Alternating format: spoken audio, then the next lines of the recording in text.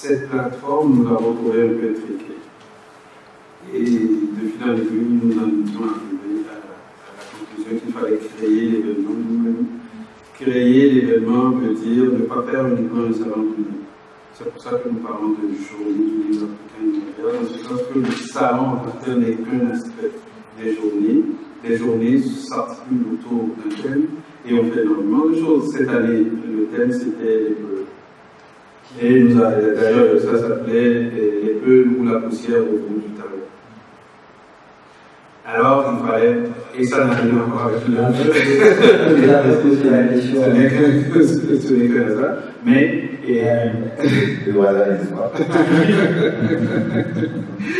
Alors, donc, et pendant l'événement, on a parlé de la culture Peul, on a parlé de l'histoire Peul, on a parlé des questionnements Peul, on a parlé surtout de l'apport Peul dans la culture ouest-africaine. C'est d'ailleurs pour ça qu'actuellement on est déjà en préparation de l'événement 2016 qui s'articule autour des apports culturels de part et d'autre du Sahara. Donc, qu'est-ce que l'Afrique du Nord a apporté à l'Afrique subsaharienne et qu'est-ce que l'Afrique subsaharienne a apporté à l'Afrique du Nord? Donc, on va aborder nécessairement la civilisation Gnawa, le Touareg, des trucs comme ça. Donc, c'est vraiment ainsi qu'est né l'événement. Et d'année en année, et on a des invités qui viennent de partout. Cette année, il y avait le directeur de Général de l'ANT. Qui était là, il y avait des Ivoiriens. Et il y avait d'autres Ivoiriens, il faut que je me rappelle. Il y avait au moins une dizaine de personnes qui avaient. Alors, moi je voudrais poser une question à Guillermo. J'ai lu la poussière sur une tombe de Fouta. Moi je voulais savoir, est-ce que tu t'es rendu sur place? Parce que la façon de raconter, ça cadre avec le réel, avec l'histoire que moi j'ai entendue. Donc, en fait, je voulais faire une transition pour rentrer dans le vif du sujet, mais bon, comme tu as commencé, soit tu fais la critique avant qu'il me réponde. Non, je pense qu'il voulait une réponse avant. Je peux lui donner. Non, parce que ma démarche, d'abord, comme je l'ai dit aux gens hier, cette œuvre n'est pas une œuvre d'histoire. Je n'ai pas voulu, à partir de là, que les gens connaissent dans le détail les faits historiques, les dates, pourquoi ci, pourquoi ça. C'est pas pour rien que dans le titre, je ne fais allusion ni au personnage principal, ni à quoi que ce soit d'autre. Parce que ce que j'ai voulu faire, c'était une œuvre de Grégo. Quelqu'un qui restitue l'atmosphère. Quelqu'un qui restitue le personnage d'une certaine envergure.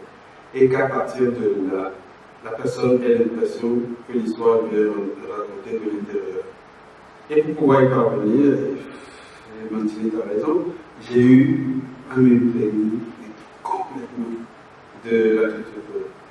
Et le plus grand témoignage qu'on a entendu, c'est des peuples, chaque fois qu'ils ont lu le livre, ils me demandent comment ça se fait que toi qui n'es pas peur, tu as pu parler de nous comme si tu l'avais toujours été. J'ai été effectivement dans le Fouta. Et si ma femme avait été là, elle le dirait, pendant 2 ans, je me suis employé à réfléchir un peu. J'ai rencontré des gens, j'en ai nommé même quelques-uns hier à la dédicace. J'ai rencontré des historiens Peuls. Mais tu peux en parler, Non, ça va, mais j'ai rencontré des griots, mais j'ai rencontré monsieur, madame, tout le monde qui avait quelque chose à dire sur cette histoire.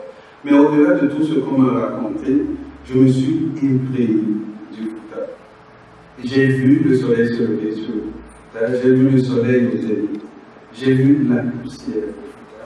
C'est pas pour rien que l'œuvre porte ce titre, parce que quand j'ai quitté pour la dernière fois le Fouta, c'est la poussière qui m'a accompagné tout au long de mon voyage.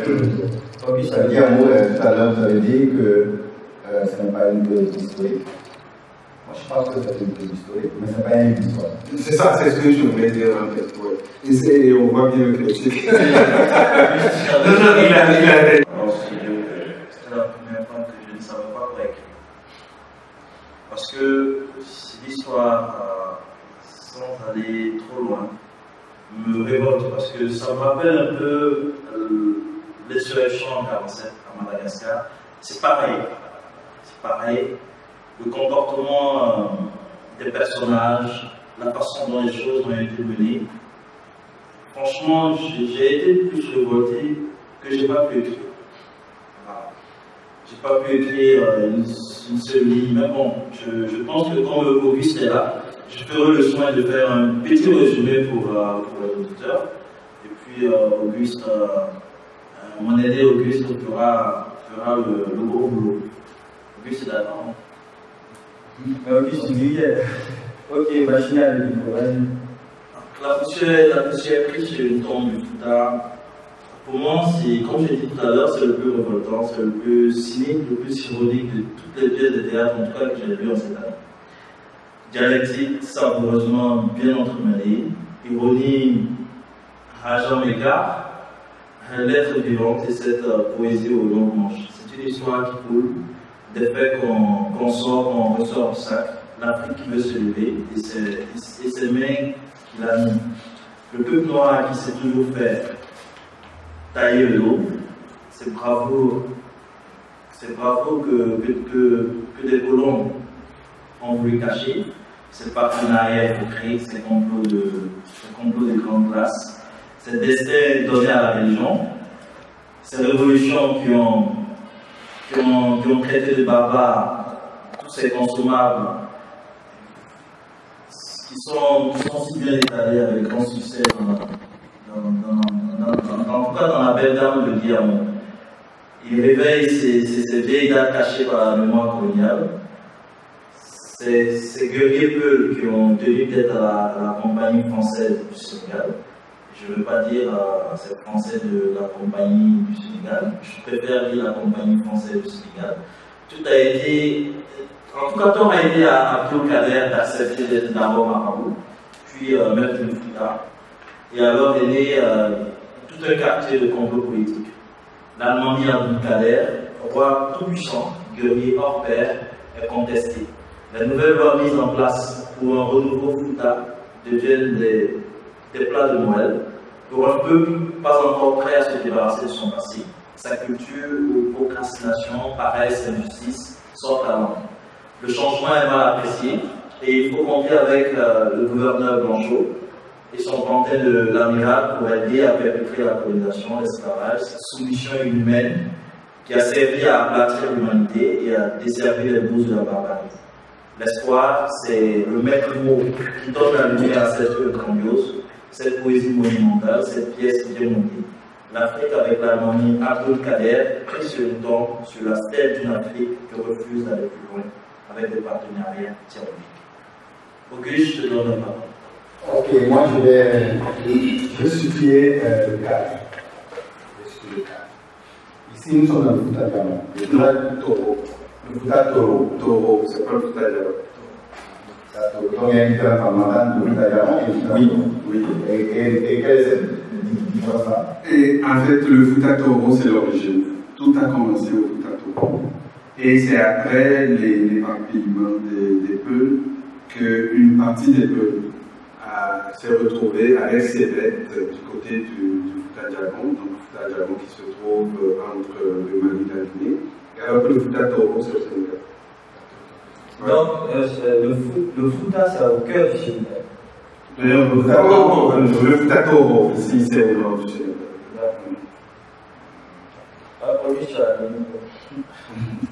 Alors, après avoir lu l'œuvre, je me rends compte que le Fouta Toro, dont vous parlez dans votre œuvre, est un État théocratique. D'abord, est-ce que je me trompe ou je ne me trompe pas? Eux, ils ont parlé de République des croyants. mais ne mêlons pas les auditeurs. On peut parler d'État théocratique en ce sens que la base de l'État, c'est la croyance. Et puis l'Almamia. C'était un Abdul Kader qui écrivait l'Almamia, ça veut dire le commandeur des croyants. L'Almami, c'est le commandeur des L'Almami, c'est la. Et en fait, c'est de Oui, mais ça qui est. non, mais normalement, l'Almami, il est à la fois religieux et politique. Oui, tout à fait. Oh, oui, c'est pour ça qu'on parle de commandeur. Commandant des croyants. Ok, tu avais mis. Moi, donc, je disais que quand j'ai lu l'œuvre, je me suis rendu compte que ici, il s'agit d'un État théocratique. Donc ici, comme l'a dit l'auteur, c'est le royaume, ou bien c'est l'État, ou bien la République des croyants.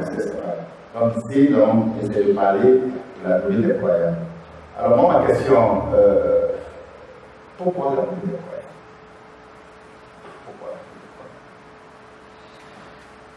Bon, alors, un certain nombre de jeunes, parce que je ne sais pas si vous connaissez un peu l'itinéraire académique des jeunes musulmans, un certain nombre de jeunes, à la fin de leur culture, de leur enseignement, lorsqu'ils accèdent au rang de Mabou, font ce que tous les jeunes font, de toutes les générations, regardent un peu ce qu'il faut, ce dont il faut se dégager de leur histoire et ce qu'il faut pour eux construire afin que leur monde fasse un pas en avant.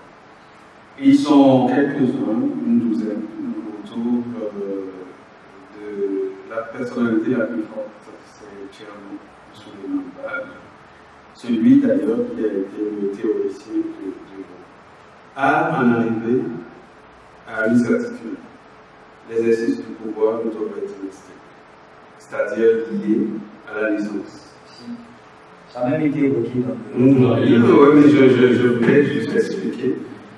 Pour eux, l'exercice du pouvoir ne doit pas être dynastique.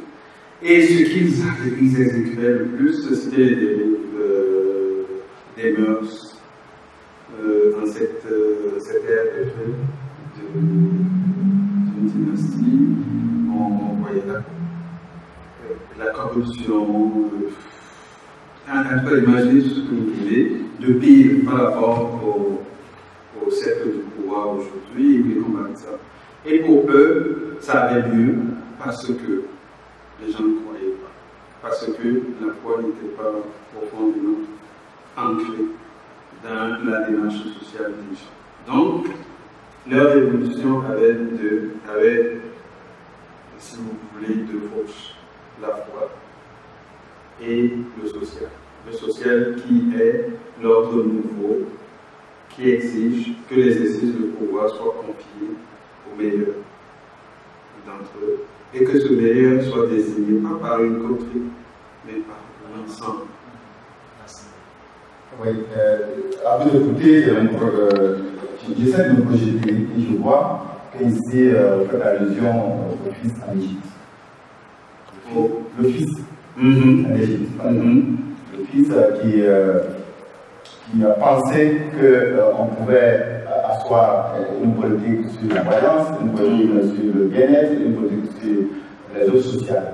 Il a arrivé au pouvoir, le fils, selon le comité international, pas selon moi, le fils n'a pas pu tenir là-bas. Alors est-ce que ce n'est pas une façon de jeter un regard critique sur l'État théocratique? Je vous avoue que ce n'était pas mon but dès le départ. En ce sens que ce que j'ai voulu faire, c'était de ramener dans la conscience contemporaine un personnage. Un personnage et un rêve. C'était au départ ça. Bon, libre à n'importe qui d'aller dans d'autres directions, ça c'est tout à fait normal. Mais mon propos au départ, c'était uniquement et pourquoi? Vous êtes écrivain, tous les écrivains vous nous diront l'enfance c'est le dictionnaire de l'âge adulte. Et j'ai été profondément marqué lorsque j'étais enfant par des œuvres desquelles j'ai pu tirer énormément d'enseignements. L'histoire m'a été contée par des dramaturges quand j'étais jeune. Ce n'est pas des dramaturges que j'ai su la tragédie que j'ai su la tragédie dans les Caraïbes, que j'ai su l'immoralité de certains comportements sur le continent, venant des fils du continent ou des gens qui sont venus soi-disant aider le continent à se développer. Ce n'est pas le théâtre. Et je peux vous citer des titres. Une saison au Congo, la tragédie du Morgenstern, les îles d'Almouri, Chaka, etc. Je peux vous en citer énormément. Donc, quand est venu pour moi le temps de faire la même chose, instinctivement, je me suis tourné vers le théâtre.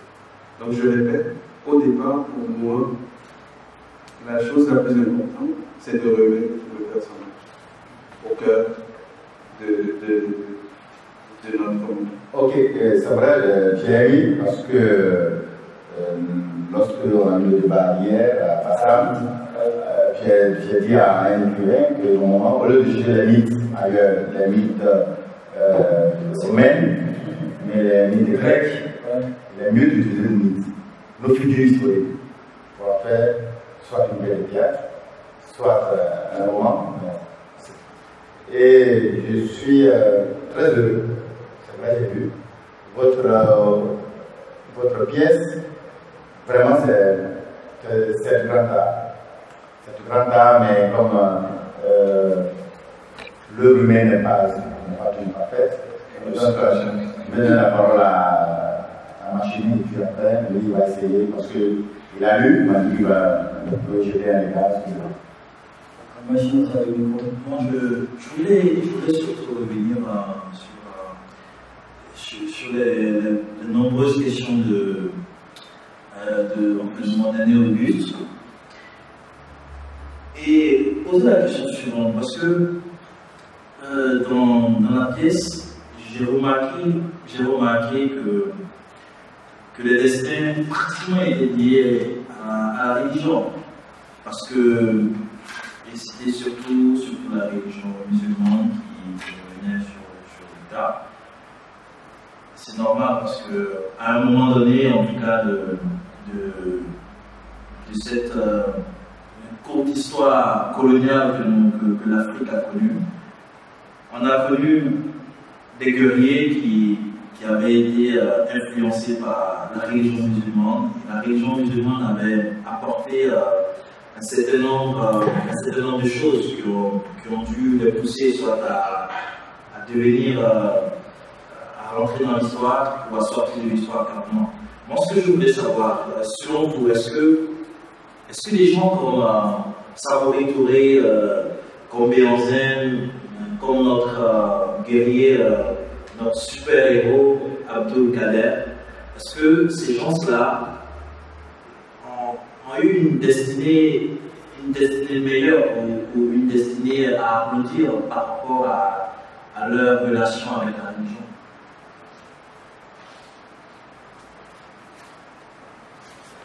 Nous parlions de l'humain tout à l'heure et nous disions qu'il ne pouvait être que multidimensionnel. Vous savez, c'est curieux, je l'avouais à Yann tout à l'heure, je suis actuellement en train de faire des recherches sur un personnage historique dont je dis que c'est le héros majeur, toutes catégories confondues en Afrique, et qui est très, très mal connu, surtout au sud du Sahara, pour plusieurs raisons. D'abord, parce que c'est une berbère, donc femme, et ensuite, ces faits d'armes se sont passés entre 16 et 25 ans. Donc, elle était extrêmement jeune. Je fais allusion évidemment à la Kaina. Et pourquoi est-elle devenue héroïne? Parce qu'elle refusait l'évasion de la Berbérie par les musulmans, par les Arabes. Elle a rejeté la religion musulmane. Tout ça pour dire quoi? Pour dire que la religion que l'on professe, les cultures que l'on a, ça ne participe que du jardin personnel. Mais dans ce jardin, il y a un germe fondamental. Ce qui fait de quelqu'un un lâche ou un patriote, ce n'est pas sa religion. C'est le fond de son être. Béranger n'était ni catholique ni musulman. Samori se trouve qu'il était musulman. Il est vrai que plusieurs de ces patriotes ont pris les armes au départ pour s'opposer à des gens qui professaient une autre religion. Alors, je ne suis pas en train de nier cet aspect des choses, mais je sais aussi que ces gens n'ont pas hésité à combattre des co-religionnaires parce que ceux-là essayaient d'imposer leur loi à leur État. Abdul Kader Khan, quand il guerroyait contre les morts, il guerroyait contre des co-religionnaires. Donc la religion ici n'est qu'un ferment, une part du ferment personnel. D'accord. Il y a Kofi qui va donner sa critique sur le livre La poussière et symptômes du Fouta. Alors, Kofi, vas-y. Oui, je ne vais pas revenir tout de suite sur ce que mes prédécesseurs ont dit concernant l'histoire du peuple. Cependant, je vais m'attarder sur la structure du texte.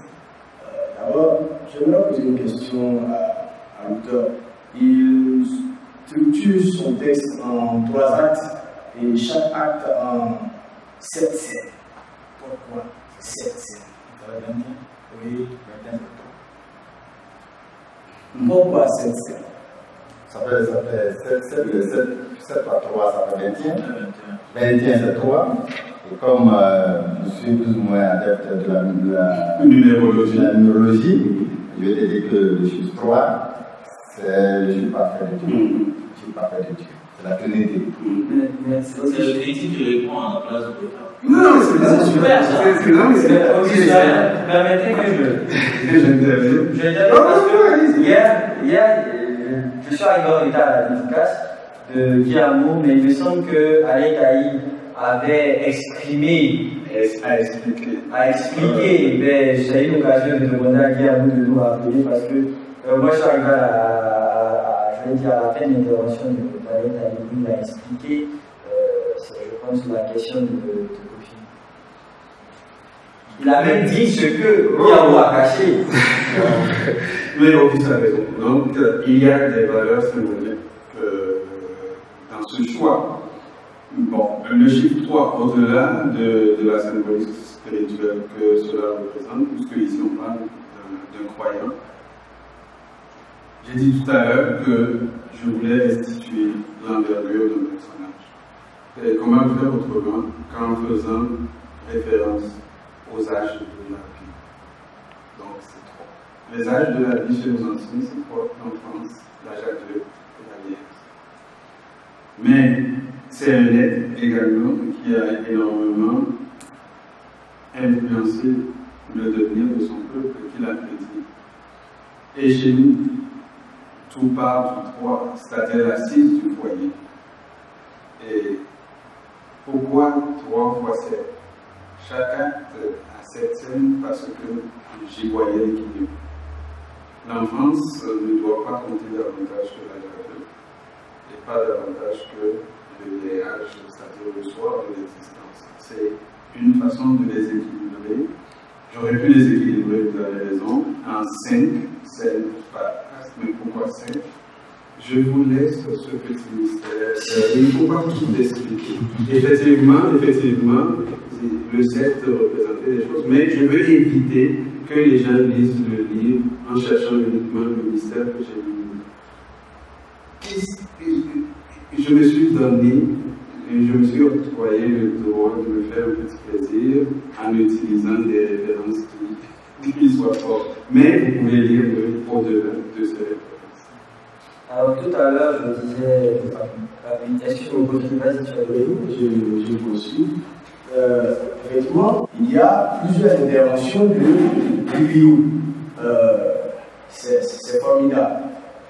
Cependant, il se trouve que le dialogue à l'intérieur des les différentes interventions du vidéo, parfois c'est un dialogue un peu relâché. Et ça fait perdre un peu du sens des propos vidéo. Vidéo, normalement, nous pensons qu'il tend à dire les choses de façon poétique. Et quand un dialogue vient, je dirais, sabrer la poéticité se trouvant dans les propos du vidéo, parfois ça laisse un peu. Ça tue, je dirais, l'élan. Voilà, l'élan du vidéo. La saveur. Tout à fait. Et autre chose, au niveau de ce dialogue, il se trouve que nous nous rendons compte qu'il y a des dialogues qui, enfin, il y a des répliques qui sont très longues. Dans un discours, quand une réplique est aussi longue, est-ce que celui en face de soi ne pourrait pas se lasser dans un peu d'écouter, surtout dans le domaine théâtral? C'est une question que je me pose à l'auteur. Il y répondre avant, je crois. Je voudrais aussi ajouter, en fait, par moment, dans les dialogues, par moment, bien dans les répliques, par moment, on ne voit pas l'intensité dramatique. On ne voit pas. Aujourd'hui, c'est pas l'intensité dramatique, que les auditeurs comprennent mieux. Bon, Kofi. Mais en fait, finalement, je vous parle, l'accélération ou le rythme de ce dialogue-là se donne de dire, ben voilà, on doit s'attendre certainement à telle chose ou telle autre, mais dans ce dialogue qui est ici, on ne sent pas cette vie qui dit que il y a une certaine continuité. Sauf que, bon, après une intervention, on ne s'attend pas à l'intervention d'une autre personne. Alors c'est la suggestion. Voilà, tout à fait. Un dialogue, voilà. Comme si nous nous trouvions, n'est-ce pas, dans le cadre d'un dialogue ordinaire. Voilà.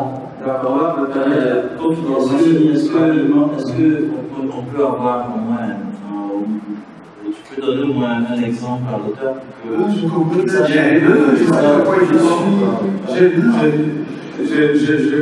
je comprends parfaitement. C'est pas nécessaire, je comprends parfaitement de quoi il parle. Et je ne justifierai pas parce que un critique, et c'est normal, un critique doit trouver des failles dans une œuvre. Une œuvre ne peut pas être complète et parfaite. J'ai pas du tout. Je veux juste ajouter que la structure au départ, que ce soit une pièce de théâtre, c'est, à mon avis, un choix qui nous rejoint un peu une démarche. J'ai jamais voulu écrire quoi que ce soit qui rentre dans les normes académiques. Ça, c'est. on se met tout de suite d'accord là-dessus. Je n'ai pas voulu écrire quelque chose pour qu'un critique littéraire ou un professeur d'œuvres dramatiques dise voici exactement l'exemple qu'il faut suivre. C'est un outil que je me suis donné et le mieux pour rendre le personnage qui m'habitait. Première chose. Deuxième chose, contrairement probablement à vous, j'ai fait l'éveiller de mon enfance autour. Et qu'est-ce qui se passe dans ce sommet d'oralité? La personne qui joue le rôle du judo est la seule à exprimer sa poésie. Et entre sa poésie, le quotidien s'exprime dans son quotidien, dans ses manques, dans sa trivialité, dans sa prosaïcité, si vous voulez. Et j'ai tenu à ce que chaque personnage ici ressemble à lui. Que Blanchot parle le langage de Blanchot tel que je l'ai vu dans ses correspondances. Et que, par exemple, l'Allemagne, parfois développe sa pensée. Pourquoi? Parce qu'au départ, je sais pas d'avoir pratiqué longtemps que le metteur en scène pourra couper ce qui lui convient pas. Je voulais écrire une œuvre qu'on puisse lire, pas forcément voir sur scène, et qu'on puisse comprendre, penser comprendre de la musique. C'est pour ça que je n'ai pas hésité à mettre des dialogues extrêmement là-dedans. Alors, je vais permettre, vas-y, je tiens d'abord sur le visuel. Au départ, oui. Mais au départ, c'est. Oui, mais le visuel, parce que, comme tu l'as déjà dit, bon, le metteur en scène va suivre des thématiques. Couper où il veut. Mais pour un metteur en scène, c'est toujours plus intéressant d'avoir à couper que d'être obligé de faire. Vous l'avez fait. Est-ce que vous ne pensez pas que laisser le choix ici à un metteur en scène de sucrer les parties du texte, ça ne tuer pas tout le sens que vous voulez Oui, mais c'est pour ça que je vous disais tout à l'heure que je n'ai pas été habité par l'obsession de la scène. C'est ça. Il m'est arrivé de publier il y a 2 ans une œuvre. C'est un recueil de poésie, mais c'était un roman que je voulais écrire. Et j'ai décidé d'écrire chaque section pas comme une suite de poèmes. C'est la même chose ici. J'ai eu recours au genre littéraire pour rendre le personnage. Maintenant, si ça ne cadre pas avec la scène, vous excuserez mon expression, mais je m'en fous complètement. Je ne sais pas ce que ce soit monté. Si quelqu'un veut le monter, tant mieux. Mais le propos ici, c'est de donner à ceux qui me lisent l'envie d'en savoir davantage sur les mots, sur le personnage. Et de ce qui se lit, sur ce qui se passe aujourd'hui. Les liens entre le aujourd'hui et le 18e siècle dont je parle. Si dans 10, 15, 20 ans, je suis encore vivant et quelqu'un me dit ça n'a été monté nulle part, ça me dérange pas. Mais si on me dit ça a été abondamment lu et qu'on en a tiré des leçons ou une grille de lecture de l'activité contemporaine, je dirais que ma mission était accomplie. Je voudrais rebondir un peu sur ce que Guy a dit. Je lui ai dit hors antenne. Habituellement, c'est difficile pour moi de comprendre aussi facilement les œuvres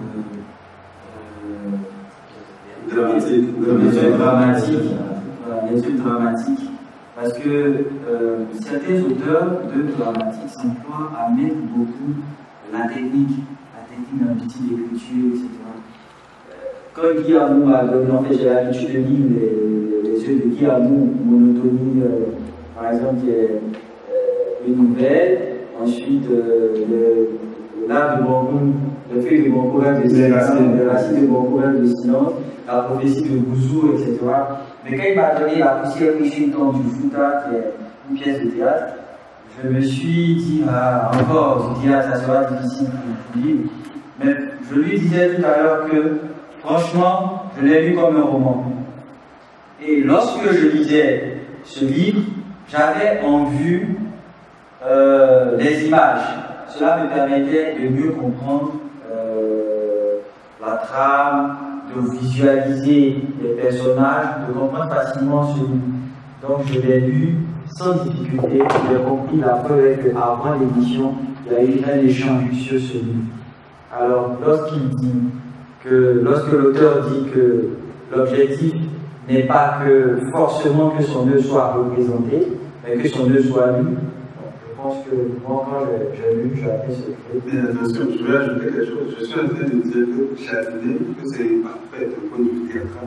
C'est ce que je suis en train de dire. Je ne suis pas en train de dire que vous n'avez pas raison. Je dis que vous avez parfaitement raison, mais c'était pas ça. Mon objectif, c'est tout. D'accord. Alors, Kofi, tu voulais. Les textes veulent se défouler. Donc, j'écris pour ne pas. Parce qu'il y a d'autres considérations littéraires après, ils disent que bon, c'est la littérature post-moderne, il y a des concepts, c'est la littérature post-moderne, et cette littérature-là nous permet d'écrire comme on veut. ne pas tenir compte des règles, ne pas tenir compte des règles académiques, comme lui-même le dit. Mais, moi, dans mon fort intérieur, une paix de théâtre, c'est d'abord le budget. Une paix de théâtre, c'est d'abord ce qu'on voit, le budget. Ce n'est pas autre chose. Il a parlé tout à l'heure pour Claire de Lune, de payer le compte. Qui a bercé son enfance. Il a bercé son enfance, tout ça. C'est bien beau. Moi aussi, j'ai assisté à s'éveiller le compte, à s'éveiller le jeu. Mais dans ces textes-là, il y a ce qu'on appelle la poéticité. Et c'est là-bas qu'on apprend à parler. Moi, je me souviens quand il y avait des comptes. Quand ma grand-mère me racontait compte, mais j'apprenais la langue. Donc il y avait une sorte de poéticité. Quand le griot parle d'une manière solennelle. C'est vrai, il peut dire ce qu'il veut, il peut dire non, moi, je voulais écrire comme un jeu, non. Mais quand le griot prend la parole, il prend la parole avec une sorte de chose, de prestige.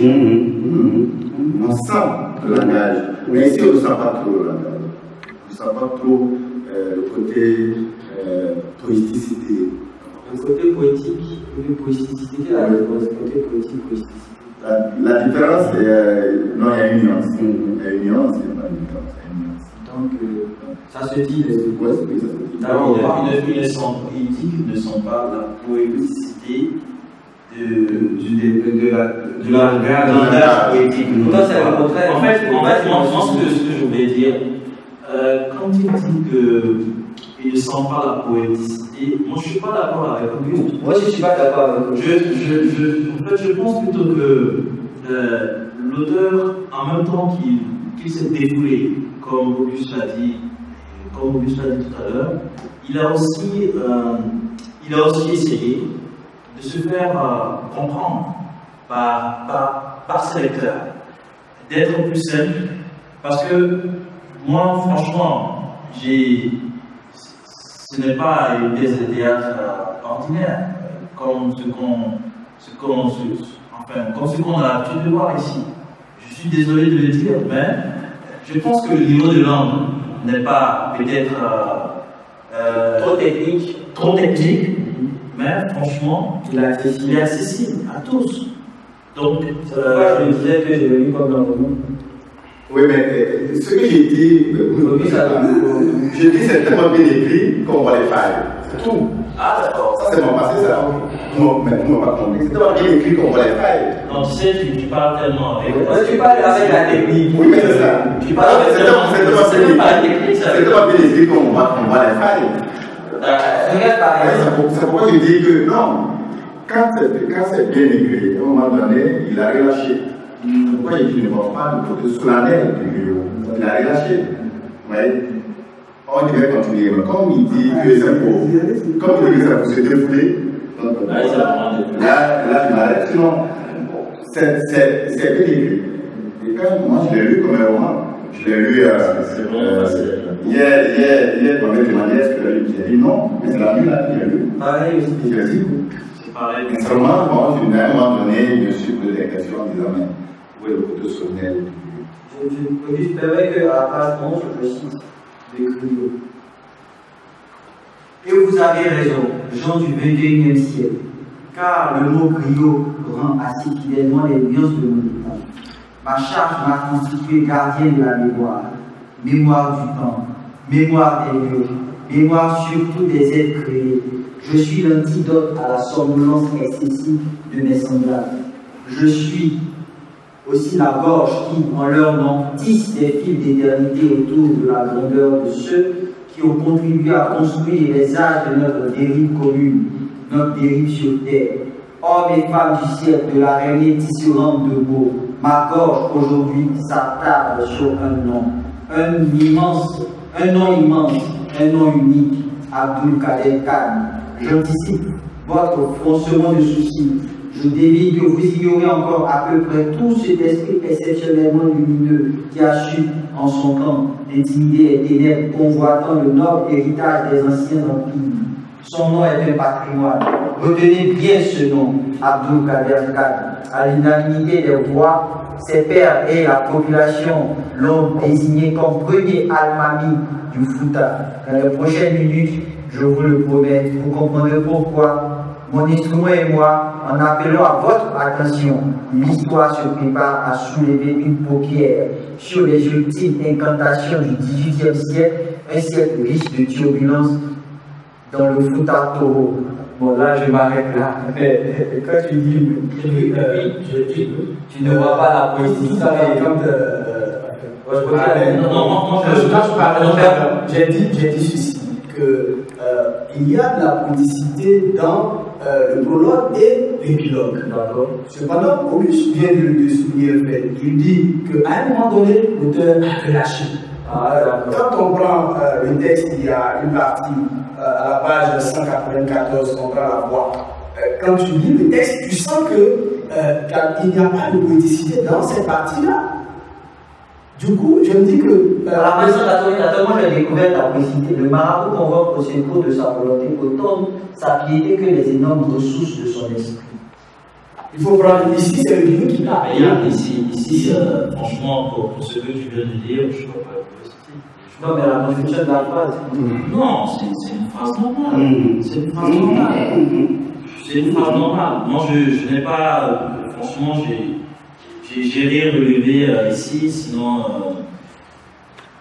Du coup, je dis que l'auteur s'est véritablement concentré sur le prologue et l'épilogue pour dire véritablement, enfin, pour atteindre son objectif, comme il l'a dit tantôt, quand il était enfant, il a été versé au clair de lune par le coucou, tout ça. Donc, c'est dans ces deux éléments-là que, évidemment, on a senti. Cependant, dans les autres interventions du griot, c'est carrément prosaïque. Alors, on va donner le micro à l'auteur, il va répondre.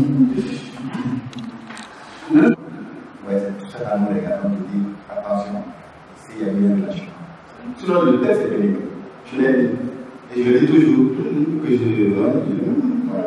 Parce qu'en fait, on a comme l'impression que c'est deux grieux qui parlent. Je sais que c'est le même, mais on a comme l'impression à lire en tout cas certaines interventions de Guillaume que c'est pas la même personne. Parce que l'autre il est plus raffiné en poésie, et voilà, l'autre il est un peu plus modeste, quoi. Quand lui-même je dis, excès de modestie est également péché d'orgueil. C'est l'auteur qui a le micro. Et ici, en effet, était-ce dû au symbole que je voulais exprimer, c'est que dans la démarche incantatoire, j'ai toujours entendu le début et la fin beaucoup plus poétique. Parce que le début tient à solliciter l'attention de celui qui écoute, et la fin tient à l'envoyer en voyage. Donc, c'est sûr qu'il a raison de dire que je me suis beaucoup plus concentré sur la poésie du début et de la fin. Il y a une chose, par exemple, vous vous rappelez, le griot il parle à des gens qui font partie du siècle de quel siècle? L'araignée tisserande de mots. Donc il fait référence au web. Des gens qui, en peu de mots, expriment leur réalité. Et il est en train de leur raconter l'histoire. Et je ne sais pas qui l'a très bien terminé. J'étais en résidence d'écriture à 300 km de mon lieu de résidence. Ma femme venait me rejoindre de temps en temps. Puis on me disait toujours, n'oublie pas que tu parles aux gens de ce. Il ne faut pas que ton bio soit trop.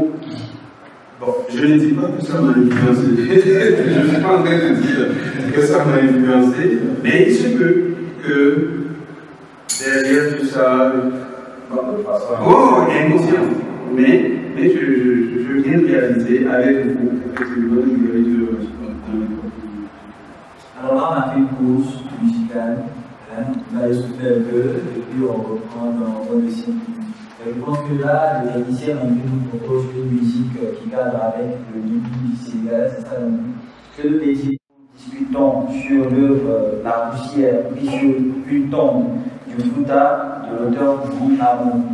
Nous sommes en compagnie de Machine de Villa, Auguste Galéry et Kofi.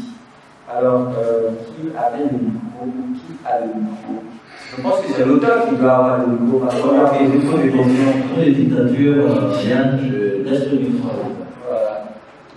Alors, qui a moi le micro? Oui, non, je crois avoir répondu à toutes les questions qui m'avaient été posées. On a fini sur mon acquiescement à la critique qui a été faite. C'est que j'admettais qu'effectivement, il y a eu par moment du relâchement, mais que je n'avais pas vu pendant l'écriture et encore moins pendant le travail éditorial de l'éditeur. En fait. Et c'est tout à l'honneur des critiques que d'attirer mon attention. Alors, Yann, je pense que Kofi est chargé de faire ce travail. On n'a pas relevé aussi que dans le livre, il y a quelques fautes. Et puis surtout. Il y a un peu d'orthographe, il y a un peu d'expression. Non, il y a un peu d'orthographe. Et puis quelques problèmes de ponctuation aussi. Là où l'auteur devait, par exemple, placer des points d'exclamation, je ne sais pas si c'est certainement à la rédaction. Les points d'exclamation sont changés, sont remplacés par des points d'interrogation. Je peux donner un exemple.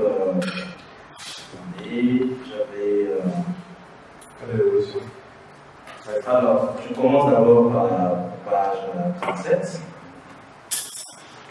Voilà.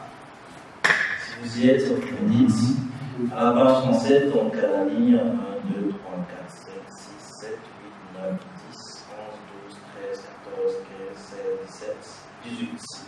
Que tous ici se tiennent pour dire. Je ne sais pas si ça se dit, mais je croyais qu'on devait dire pour dire. Non, ça se dit. Ça se dit, oui, se tienne pour dire. C'est-à-dire, ça a été dit, oui. Non, moi, je leur dis pas. Alors, l'autre exemple, donc, voilà, à la page 62, là, c'est Cordier qui parle. Donc, la deuxième intervention de Cordier, à la page 62. Donc, je reprends déjà ce que l'amiral a dit bien avant. Le gouverneur vous a-t-il dit de lui-même que telle était son intention? Il dit pas en ces termes-là. Et il a mis le point d'interrogation. C'est une coquille. Voilà. Donc, il y a ce genre de petites choses. Hors antenne, je fais le plaisir d'être bien. Merci. Alors, merci Machini. Merci Machini, mais moi je parle de fautes lorsque ce sont des fautes de langue. Voilà. Sinon, ce genre de fautes-là, on tolère. Pourquoi? Parce que l'auteur même sait que ce n'est pas une question. Il sait que c'est un point d'exclamation. Mais dans l'édition, il y a beaucoup de choses qui se passent. Il y a d'abord le correcteur. Après le correcteur, il y a une dame ou bien un homme qui rentre les corrections. En rentrant les corrections, peut-être que la personne qui fait a des problèmes matériels, bien tout. Bon, il y a peu de trucs qui rentrent. En manipulant les claviers, au lieu de point d'exclamation, le point d'interrogation qui arrive. Moi, je mets l'accent sur les fautes de langue.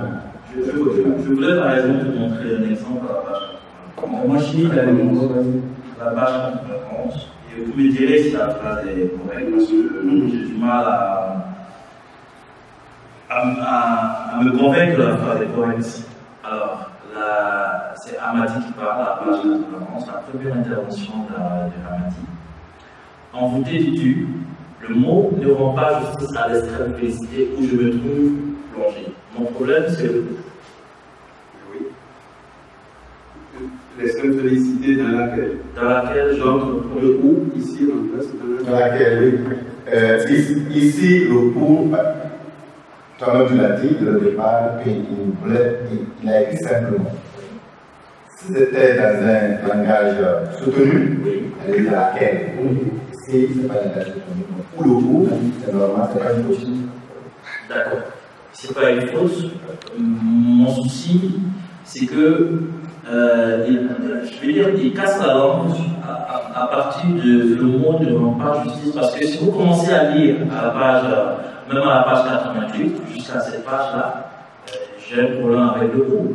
J'aurais souhaité que dans laquelle est sa place là, que le ou. Parce que le ou vient casser carrément ce que j'appelle. Je veux dire, donc, la continuité du style linguistique qu'il a choisi. Voilà mon Oui, je comprends ton souci, mais ici, d'abord, il faudrait savoir qui parle, quel est le personnage qui parle, quel est son statut social.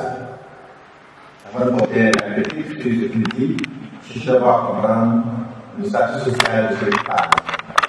Est-ce que celui qui parle est intellectuel? Est-ce que celui qui parle est du peuple? Est-ce que celui qui parle est un citoyen? Avant de dire ici que c'est une faute. Ici, il y a une faute. Parce que celui qui parle là, ce n'est pas le griot qui parle. Si c'était le griot qui parlait, j'allais dire, l'auteur a fait une faute grave. Mais si ce n'est pas l'auteur qui fait, si ce n'est pas le griot qui parle, c'est plutôt un citoyen lambda, monsieur tout le monde qui parle. Non, mais je ne dis pas qu'il y a une fausse. Je vous ai soumis la phrase parce que j'avais du mal à me convaincre qu'il n'y avait pas de fausse. Voilà ce que j'ai dit. Dans tous les cas, je ne suis pas professeur de lettres, c'est professeur de lettres, je suis le seul journaliste de l'activité. Merci. Alors, je veux juste ajouter que journaliste, je veux supplanter ce que je voulais dire. Un critique, surtout littéraire, c'est celui qui domine la langue, c'est celui qui maîtrise la langue. Même si il n'est pas professeur de français, c'est lui qui domine la langue. Parce qu'il porte un regard, non seulement sur la langue, mais sur le contexte de la langue. Comment l'auteur a écrit, à quelles circonstances l'auteur a écrit. On appelle ça l'énonciation. Donc le critique va dominer son sujet. Si le critique ne domine pas son sujet, il n'est pas critique. Il est comme tout le monde. D'accord, merci. Kofi, tu viens de dire oui, pas sur ce qui se dit aussi. Vas-y. Voilà. Oui, je voulais dire à Frédéric que j'ai eu une intervention avec l'auteur hors micro tout à l'heure. Je lui disais que le texte, je voulais souhaiter qu'il soit tenu par le griot, tout entier du début à la fin. Et le griot se chargerait, n'est-ce pas, de transmettre, n'est-ce pas, aux lecteurs les propos des différents personnages. Voilà, tout à fait. Pourquoi? À cause de toujours l'aspect de la poéticité? Non, c'est à cause de l'image que l'auteur propose de son texte. Parce que quand on voit bien, il y a une sorte de, je dirais, une sorte de cuvette qui débute par l'intervention d'un griot et qui finit par l'intervention d'un griot. Et il dit que l'intérieur se trouve le quotidien. Si tel est le cas, j'aurais souhaité que tout ce texte, tout ce quotidien soit tenu par le griot. Voilà. Soit de façon chantée, soit de façon poétique, simplement comme un poète. Mais voilà, à la bonne Madou, on peut dire. Non, là, ça c'est l'œil d'un metteur en scène. D'un metteur en scène. Donc, si l'auteur voulait que son texte soit traduit sur scène, peut-être que le faire comme ça. Alors, moi, je viens de l'école. En fait, je voulais qu'on quitte un peu la forme, parce que on n'est pas encore entré dans l'histoire. Hein. Le fond n'est pas encore si. On l'a fait. Le fond, on l'a pas vraiment fait. On va dire, on l'a pas vraiment fait. Mais c'était pas moi. Je veux qu'on revienne un peu sur le fond de l'histoire. Dans le fond, on a trop duré sur la forme, je pense. Dans le fond, je pense que l'originalité avec laquelle l'auteur a écrit le texte, et puis lorsqu'il a fait parler le griot, le choix des expressions, la force des images et la culture qui a été transmise avec une fidélité aussi précise, moi je pense que c'est quelque chose, ce sont ces aspects-là qui m'ont vraiment marqué dans la lecture de ce texte. Ici, on a parlé du fond. C'est vrai que peut-être que moi je n'ai pas su, mais si on a parlé du fond, on a mélangé. C'est-à-dire ici, on parle du fond, de manière. Petit là, le fond, petit vélo, la forme. Non. Quand on parle de la forme, on parle du fond. Parce que le fond et la forme participent à la narration du texte. Donc on ne peut pas dissocier les deux. Mais moi, ce qui m'a plu dans ce texte-là, c'est qu'il a tenu à nous dire ici, ce sont des personnages historiques. Là, ce sont des personnages que moi-même, je n'ai pas vécu. Voilà. Et c'est ça qui est intéressant. Parce qu'il s'est approprié l'histoire pour en faire une autre histoire. Il y a la grande histoire du Fouta Toro qu'il a récupéré. Et à partir de là, il s'est fait une histoire. Et cette histoire-là, c'est l'histoire dramatique. C'est ça qui est intéressant. C'est ça même, c'est ça qui m'a beaucoup débattu. Et puis, permettre une parenthèse, il a dit même à sa place qu'il s'est rendu sur place, il s'est rendu au Sénégal, il a interrogé certains acteurs, des personnes ressources, et c'est ce qu'il a traduit dans son texte.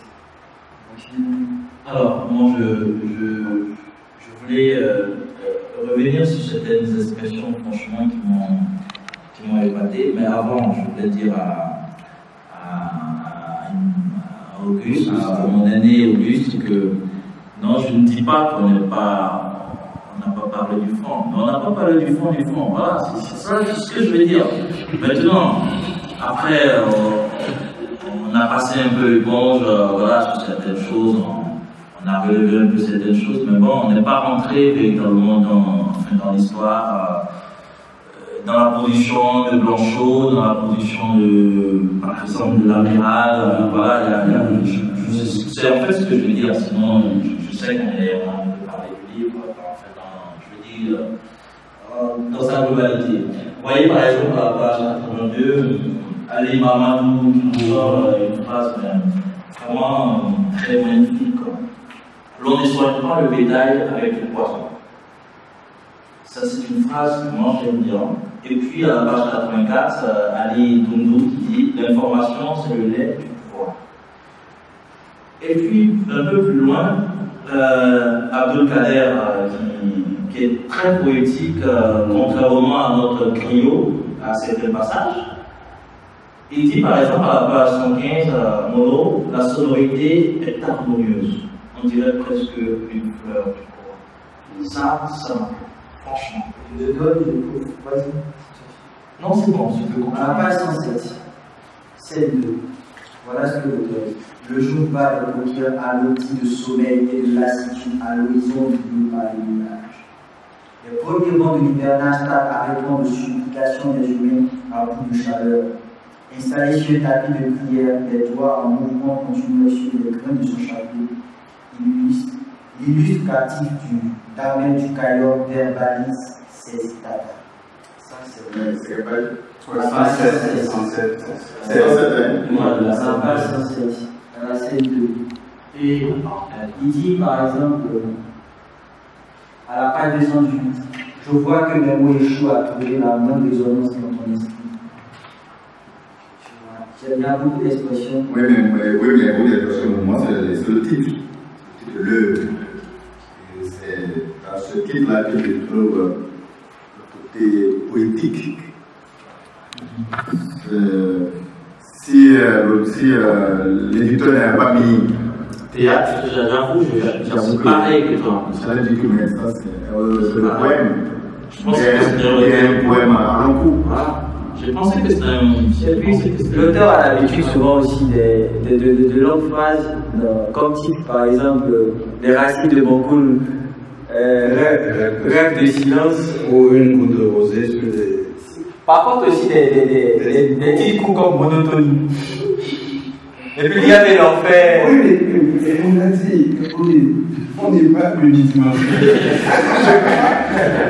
Les titres, c'est comme un tour. Vous savez,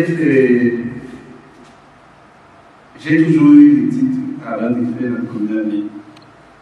Et au moment de ma recherche sur le personnage et tout ce qu'on me dit dans le Fouta, constamment me revenait deux images, la poussière et la tombe. Mais la tombe ici, prise dans son assertion symbolique, en ce sens que c'est là où repose la mémoire, mais qui s'adresse en même temps au présent. Et que la posture de la poussière ici soit prière, ça dit tout. Prière, d'ailleurs, le griot le dit à la fin, prie afin que. Il y avait trois afin que. Donc, il y a un souhait ici. Il ne restera plus que la poussière pour prier sur les sépultures de vos ancêtres. Page 244. Et puis haut. Le fouet portera également au marché des esclaves. Non, c'est pas ça. Je parle de l'épilogue. La poussière prie afin que. Il y a trois. Alors, également, je voulais poser une question à l'auteur. Je veux avoir votre avis sur ce que c'est que la colonisation, ce qu'a créé cette colonisation, ce qu'a perpétré en quelque sorte ce que moi j'appelle barbarie, genre de barbarie vraiment sur le peuple africain, sur le comportement en tout cas de nos anciens guerriers africains. C'est du manchéisme. Mais je veux dire en cela que ce n'est pas une question qu'on peut évacuer en quelques minutes. Et si vous m'aviez posé, si vous me l'aviez posé il y a 10 ans, il y a 5 ans ou même hier, ma réponse n'aurait pas été la même. Le regard que je portais sur la colonisation avant d'avoir quitté l'Afrique est chose du passé. Pour moi, et je l'ai indiqué dans une pièce de théâtre qui sera publiée l'année prochaine, la colonisation demeure avant tout une rencontre de l'Afrique avec l'Occident. La rencontre avec tout ce que ça comporte de tragédie, mais aussi de perspectives d'avenir. Vous avez vu, je n'ai pas dit rencontre avec l'histoire, c'est rencontre avec l'Occident. Et cette rencontre a eu lieu sur d'autres continents. Et j'ai pu voir ce que ces autres continents en ont fait, et je l'ai comparé avec ce que nous continuons à vivre en Afrique. Et ça me dit quoi? Ça me dit notre propre infirmité. Mais ça me dit aussi notre propre richesse pour la construction de l'unité universelle. Ailleurs, les gens sont sortis de cette rencontre plus déprimés encore que nous, mais apparemment plus forts. Mais les êtres humains qu'ils sont aujourd'hui n'ont pas les mêmes dimensions que l'Afrique que je connais. Je parle de certains peuples d'Asie qui aujourd'hui nous donnent l'impression d'avoir utilisé les résultats de cette rencontre avec l'Occident pour se développer davantage. Et quand je les côtoie, je vous prie de me croire, il n'y a pas de matérialisme, mais pas du tout. Je ne vois plus poindre beaucoup l'humain. En Afrique, cet humain-là reste. Cet humain-là reste, mais reste avec énormément de maladresse, je dirais. Quelqu'un me me faisais remarquer ce matin qu'il y a beaucoup de matérialisme en Afrique, dans le rêve des jeunes. Et je répondais à cette personne ceci que je crois profondément. C'est vrai, il y a beaucoup de matérialisme, mais contrairement à certaines activités appareils, on n'a pas à attendre très très loin la main pour retrouver le monde. Alors que dans d'autres sociétés, il n'y a que cette faculté qui apparaît. On n'a même pas le réflexe de rendre la main parce qu'on ne sait pas qu'il y a d'autres choses qui nous interpellent en arrière. Donc, je ne sais pas si j'ai répondu à votre question, mais ce que je suis en train de vous dire, c'est que c'est un cheminement que l'Afrique a poursuivi et au cours de notre histoire a rencontré quelque chose.